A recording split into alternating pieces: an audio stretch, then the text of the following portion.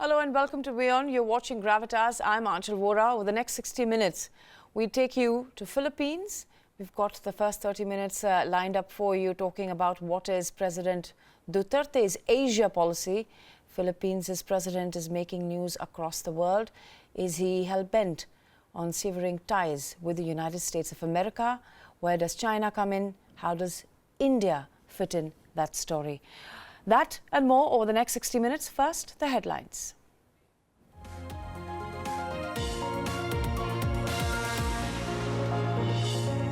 The President of the Philippines, Duterte, announces his separation from the United States, calls for a China, Philippines and Russian unity against American influence. U.S. Justice Department indicts 60 individuals over call center scam originating from India. Multi-million-dollar scam cheats thousands of Americans. India's Border Security Force says it's killed 15 Pakistani soldiers in retaliation to incessant firing from across the border in Jammu and Kashmir. Even as the Tata Sons' boardroom battle goes public, Ratan Tata looks for a partner to buy out the Mistry family's stake. In an exclusive report, Beyond takes a look at the impact that Brexit has had on the people in the United Kingdom so far.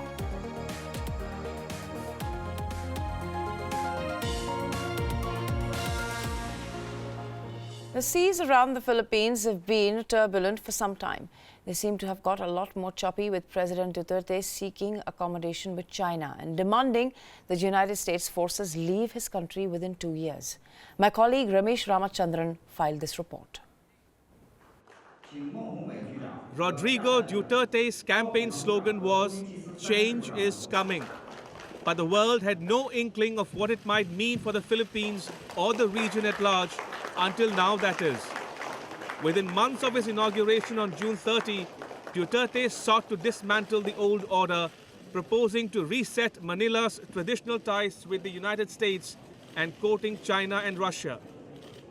His overtures to Beijing have raised eyebrows around the world, caused heartburn in Washington and anxiety in other world capitals, but not without reason.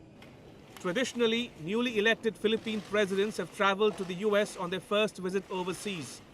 But Duterte chose China instead and caused consternation and shock when he announced from Beijing his, quote, separation, unquote, from the US. America has lost me.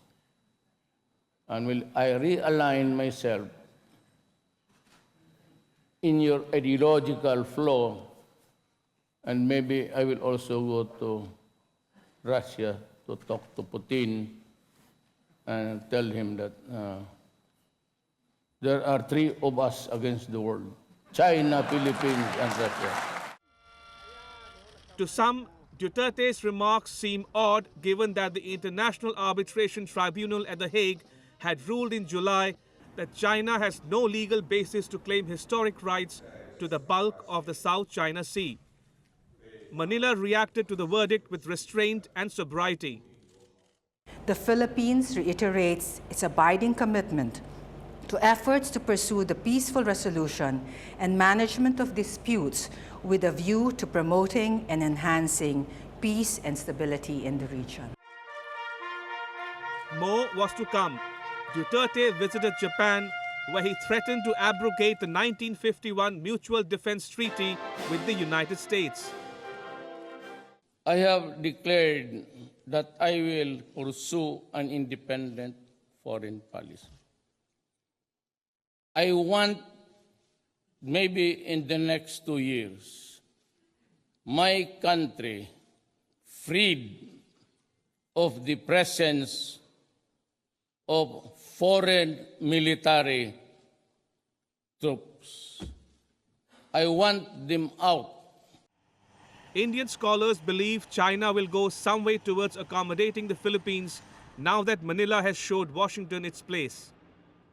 Already they have sent signals to the Filipinos that they will do the halfway marching to negotiate with the Filipinos.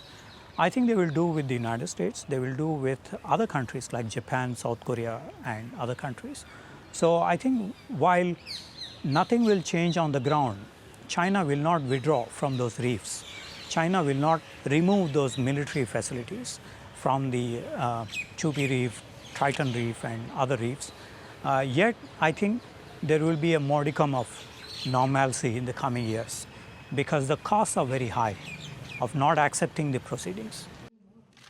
So could there be a method to Duterte's madness? While seeking to diffuse tensions with China and extract concessions from that country, he could also be signaling to the US that the Philippines cannot be taken for granted and Washington should be more forthcoming on some, if not all, of Manila's concerns. Does the new president of the Philippines mean what he says? That's the question engaging the attention of governments in the Asia-Pacific and beyond. If the answer is in the affirmative, it could potentially alter the regional dynamic. This is Ramesh Ramachandran for Beyond. And the regional dynamic there is of quite some significance. China has been flexing its muscle in the region. It lays claim to the entire South China Sea through what it calls its 9-dash line and has even occupied some small island building airfields, runways and other infrastructure. It has prevented fishing vessels from these countries and warned the states from sending their naval vessels into the South China Sea. Have a look at this explainer. In the South China Sea, a group of mostly uninhabited islands, atolls and reefs are at the heart of a fierce territorial dispute. Most are located in two island chains, the Paracel Archipelago contested by China, Taiwan and Vietnam, and the Spratly Islands disputed between China, Taiwan, Vietnam, the Philippines, Malaysia and Brunei.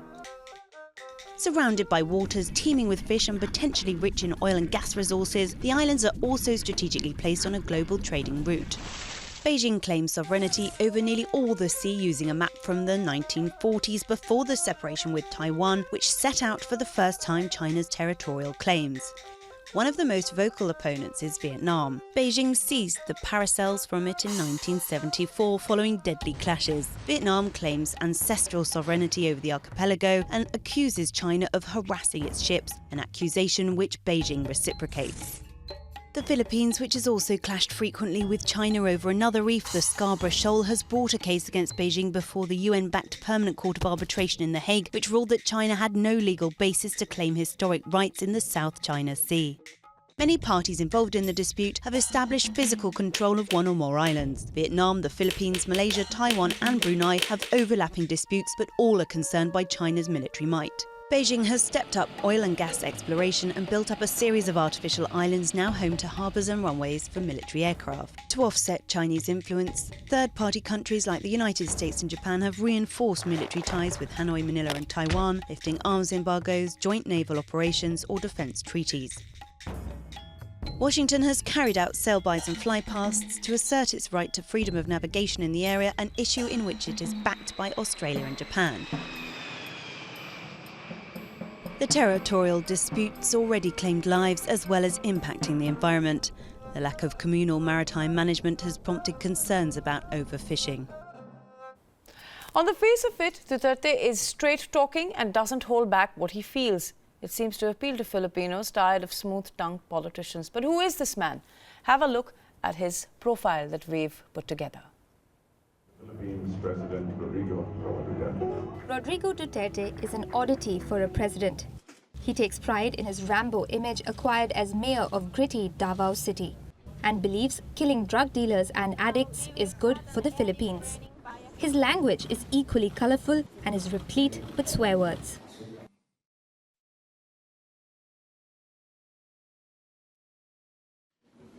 He thinks nothing of insulting foreign leaders. Instead of helping us, ang unang tumira itong State Department. So, you can go to hell. Mr. Obama, you can go to hell. And even claims to talk to God. Coming over here, and I just, everybody was asleep, snoring.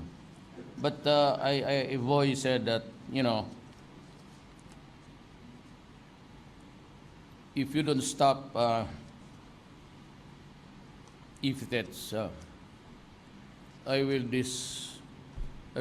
bring this plane down now. And I said, who is this? So of course, it's God. Okay. So I promised God to not to express slang. But it's his politics which is drawing attention.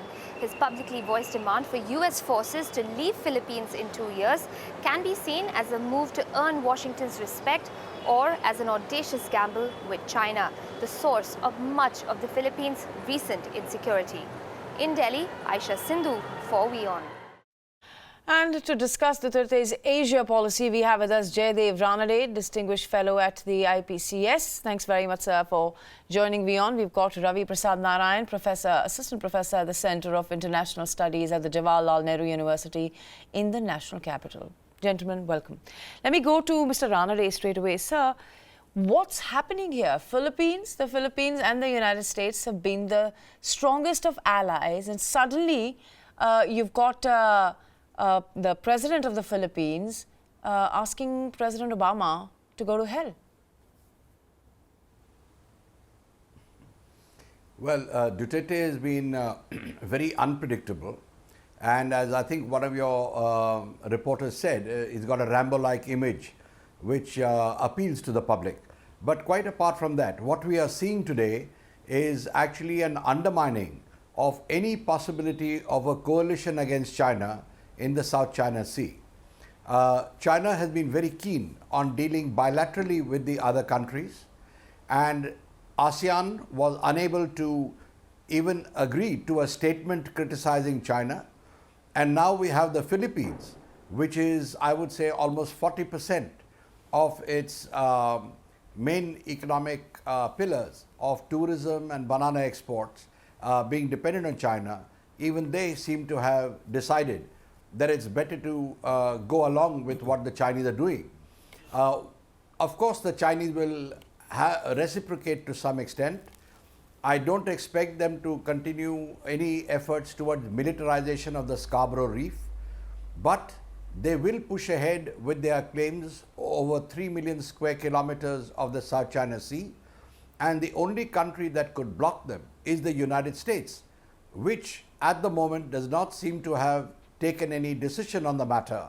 In fact, for quite a while, it's been also hedging, and I think the Chinese have sensed that, and in this window, before the presidential elections, they will continue to push, and at the most, what we are seeing is a strategic pause before the next big push from the Chinese. Right, Mr. Narayanan, I'd like you to come in now. It is the Philippines that had gone to the International Court seeking arbitration, and then the verdict essentially was that China cannot unilaterally go ahead and decide that the entire South China Sea belongs to the Chinese. Chinese, of course, don't accept that process. They don't follow it. But what's going on with the Philippines? Are they okay with the Chinese taking claim to the entire South China Sea? Is that the inference then? Not exactly. One should look at Philippines' efforts in the direction of a moral aspect in international law, which is sadly lacking. Morally, the Philippines has won the legal battle, but China never participated in the proceedings. Right. Which basically means that China pays lip service to following international norms, but prefers a go-it-alone approach. Go-it-alone would definitely mean that they would encourage bilateral conversation, negotiations with Manila.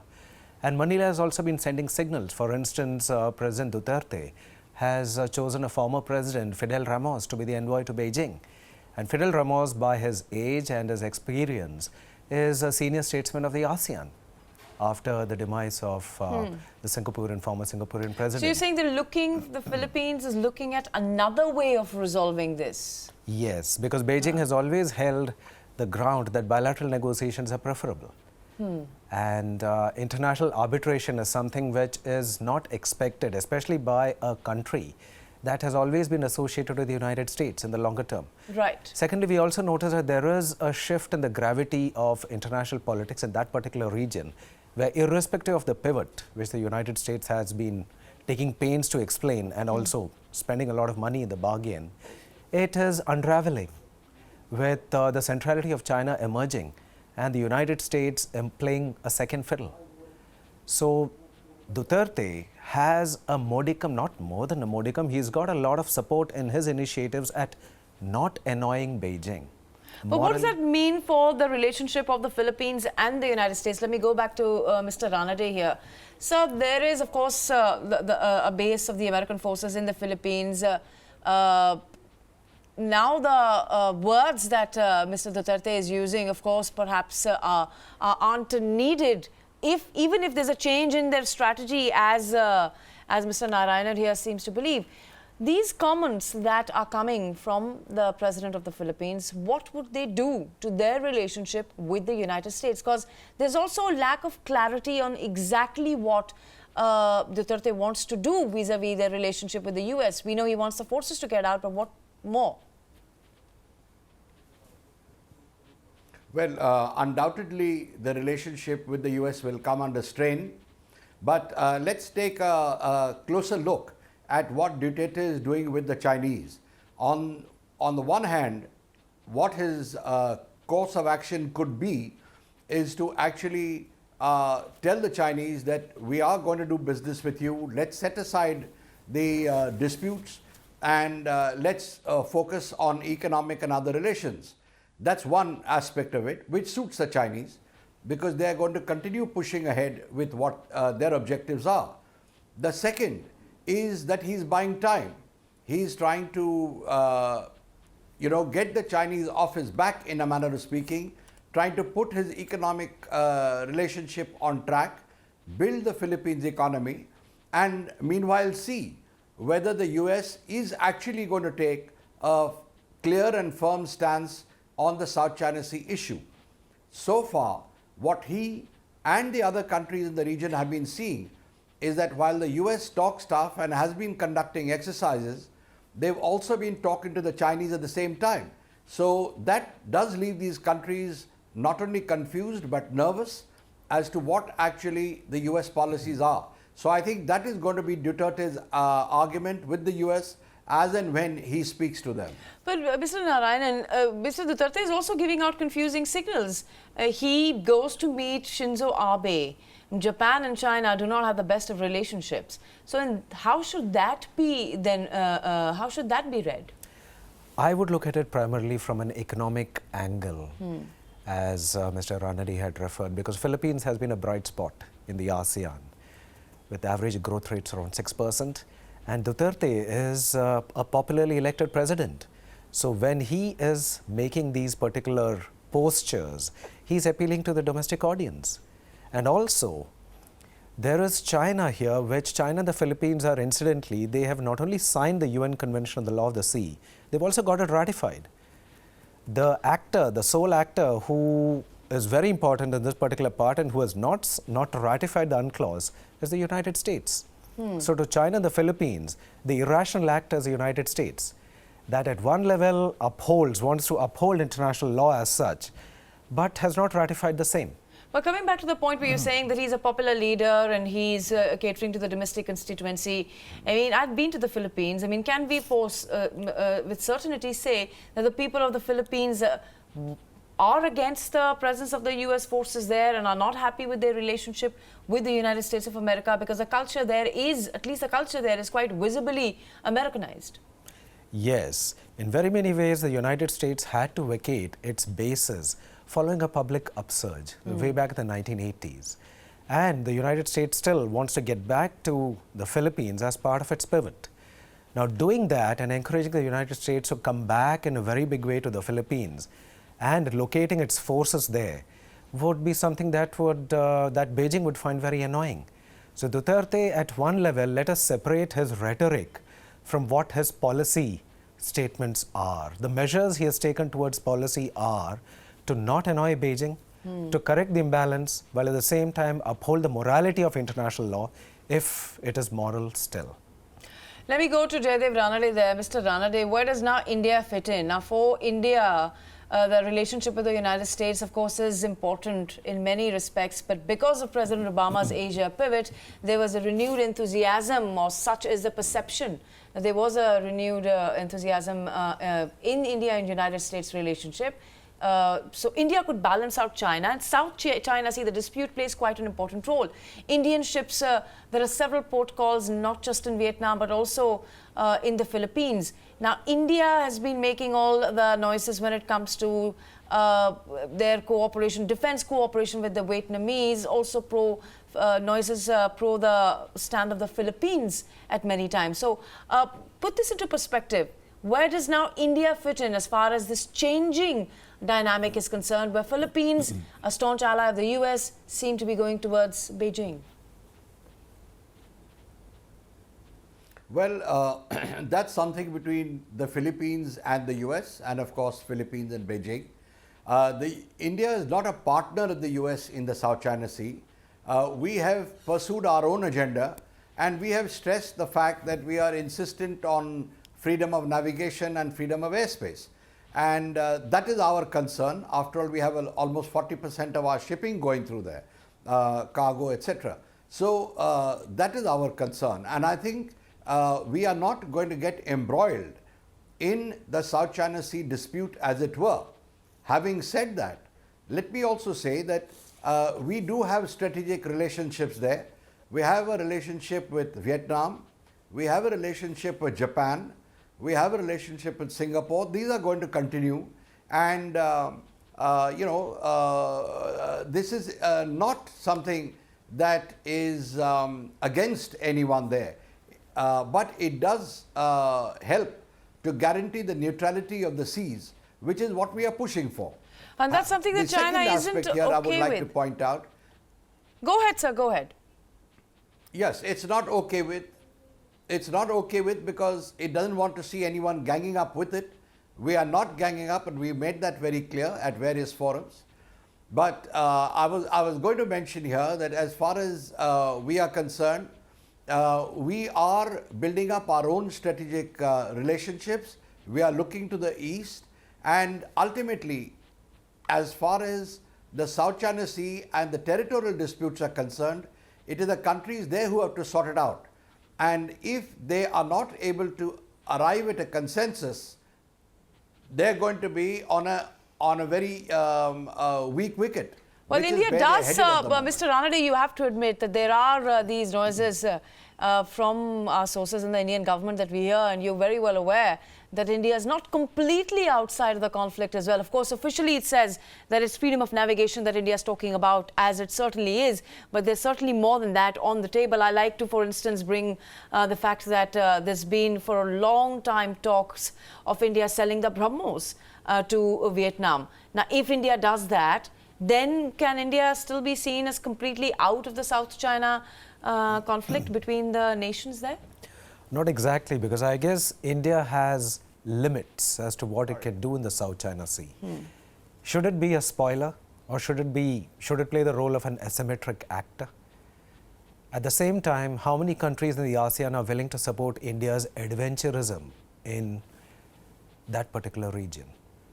That particular region is not known for encouraging tendencies that would lead to further insecurity. As an economic union, the ASEAN is far more integrated than, let's say, the SAARC.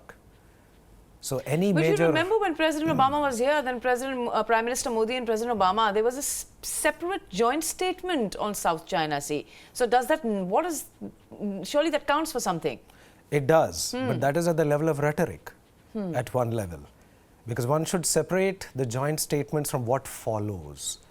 And it is what follows that I guess is more important for countries like India.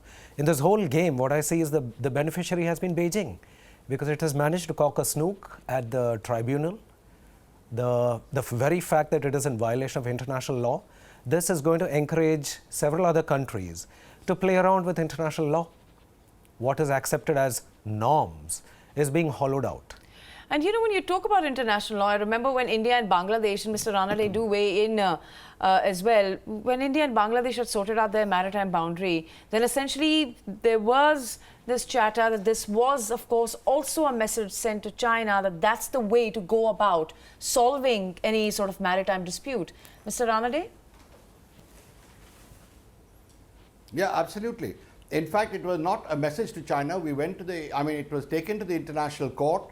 The court gave a decision which was not in our favor. we abided by it, and we did give the portions, the enclave, etc. to Bangladesh. So there was no problem with that, and that was a message to China that if it wants to be a responsible global power, it has to follow the norms, the international norms. But we are seeing China today at a stage where it is wanting to change the rules because it says that its own interests have to be looked after. And if I can just get back to your comment about the BrahMos to Vietnam, I don't think we should look at it only in the context of the South China Sea.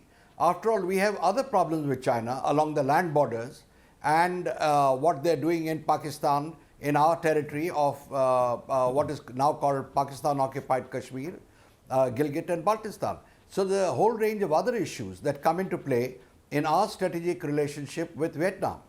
Right, you're right. In a way, the chatter in the power corridors in New Delhi has also been that if China is sending its submarines to dock in Sri Lanka, and if they're trying to exercise or flex their muscle in Indian Ocean, post that, there've been more port calls of Indian ships in countries like Vietnam and Philippines. But would you say this is all a more show than real action or a real plan perhaps that is in place in order to take on China as far as India is concerned? Are these mere words and actions without any foolproof plan in place? Yes, I would subscribe to that particular logic for the simple reason that when it comes to the international hierarchy, we are nowhere close to China.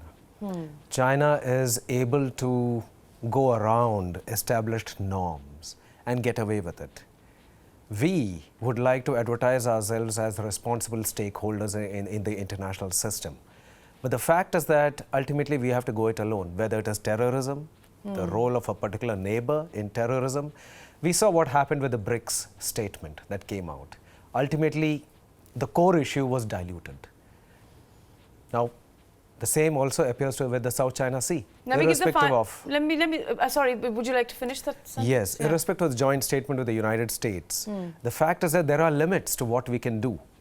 And that is where I guess we need to coordinate what exactly we want from the South China Sea, whether it is closer naval or maritime cooperation, etc., with the littoral states in the region. We're not very specific. We're not very clear. So all just chatter, not real action. Yes. With a specific strategy in place. Mr. Ranade, I'd like to give you the final word. It seems that Beijing is the clear winner of this change of heart as far as the political establishment in the Philippines is concerned.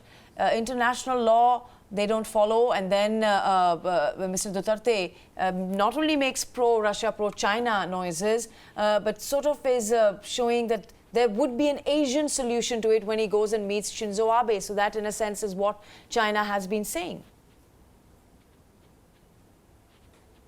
Well, I'd say that what we are seeing is a flexing of China's economic and military muscle at play, and China working with one objective, which is to break any consensus and get into bilateral dealings. That's what's happened.